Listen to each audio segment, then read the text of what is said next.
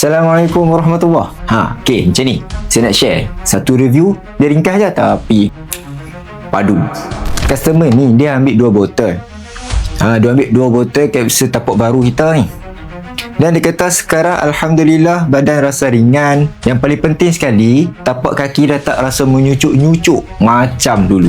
Siapa yang pernah kena gauk ni, dia akan faham. Dia akan rasa betapa seksanya, betapa periknya masalah ni berlaku. Rasa menyucuk dekat tapak kaki, nak pijak pun sakit. Apatah lagi kalau nak jalan, apatah lagi kalau kita nak solat, apatah lagi kalau kita nak buat kerja harian kita. Semua dah jadi susah. Sakit hilang, sakit hilang, sakit hilang. Punca sebenar penyakit gauk ni adalah asid urik kita. Asid urik kita ni terlalu tinggi dalam darah kita. Bila mana dia terkumpul dalam suatu tempat ataupun sendi, terutama bahagian kaki lah, dia akan jadi mula terbentuk kristal yang halus tu. Yang mana kristal halus ni dia akan rasa menyucuk macam jarum-jarum kecil duk cucuk kat kaki kita tu. Berdenyut.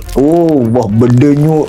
Tak tahan. Rasa tak selesa apa semua. Sebab tu lah pengguna ni memilih tapak baru kita ni. Tapak baru kita ni yang mana bahan ni memang insya-Allah berkesan lah untuk hilangkan rasa-rasa sakit semua tu. Salah satu bahan utamanya digunakan kulit kayu retak, ekstrak sederi, dan satu lagi hempedu bumi. Yang mana tiga-tiga komponen ni dia dapat bantu mengurangkan rasa sakit dan lebih mantap lagi hilang dah rasa-rasa sakit sebelum ni. InsyaAllah kita ikhtiar saja, yang bagi sembuh tu hanyalah Allah SWT.